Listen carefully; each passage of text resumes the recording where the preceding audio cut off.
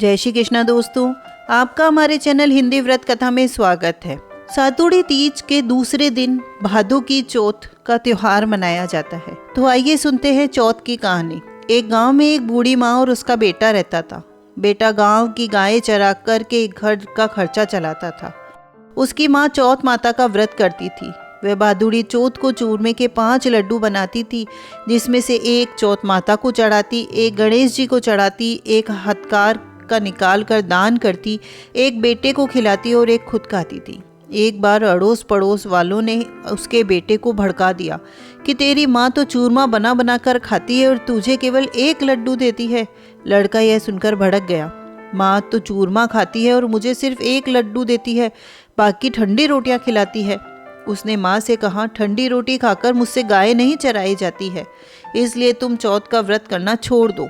इस पर माँ ने कहा कि बेटा, मैं चौथ का व्रत तेरी सुख शांति के लिए करती हूँ, मैं चौथ माता का व्रत नहीं छोड़ सकती। तो बेटा विदेश जाने लगा। माँ बोली, बेटा यदि तू विदेश जा रहा है तो ये चौथ माता की आंखें अपने साथ रख ले। यदि तेरे घर पर कोई संकट आए तो चौथ माता का नाम लेकर इन्हें पूर देना, तेरा संकट टल जाएगा। लड़का उन आंखों को लेकर विदेश के लिए चल पड़ा। रास्ते में एक नदी आई। उस पार जाने के लिए कोई साधन नहीं था। उसे माता की बात याद आई। उसने आंखें निकाल कर चौथ माता का नाम लेकर पूर दिए तो चौथ माता की कृपा से नदी का पानी दोनों तरफ घटकर रास्ता निकल गया। आगे उसे एक भयंकर जंगल से गुजरना पड़ा तो वह रास्ता भटक गया।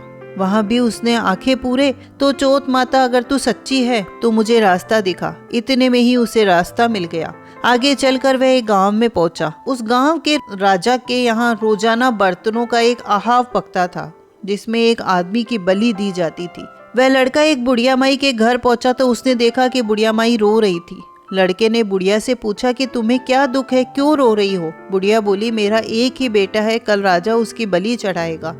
इस पर लड़का बोला, माँ घबरा मत, तेरे बेटे के बदले तू मुझे भेज देना, तू मुझे भर पेट भोजन करा दे। भोजन करके बुढ़िया माई ने अपने लड़के की जगह उसको सुला दिया। दूसरे दिन राजा का बुलावा आया तो बुढ़िया ने उस लड़के को भेज दिया। राजा के नौकर उसे ले जाकर आहाव में चुनने लगे तो वह आंखें पूर कर जल का कलश लेकर बैठ गया। बोला कि हे चौथ माता, तू मेरा संकट टालना। आहाव चुनकर आग लगा दी गई। महीने भर में पकने वाला आहाव एक ही दिन में पक गया। यह जानकर राजा को बहुत ही आश्चर्य हुआ। राजा खुद देखने आया। नौकरों को आहाव का कलश उतारने को कहा। नौकर कलश उतारने लगे तो अंदर से आवाज आई, बर्तन धीरे से उतारना। आवाज सुनकर सभी अचरज में पड़ गए। बर्तन हटाकर उसे निकाला और पूछने लगे, भाई तुम कौन हो? तो तब उसने कहा कि मैं वही आदमी हूँ जिसको आपने आहाव में चुना था। राजा ने पूछा, तुम बचे कैसे? उसने कहा, मेरी माँ चौथ माता का व्रत करती है, जे चौथ माता ने ही बचाया है।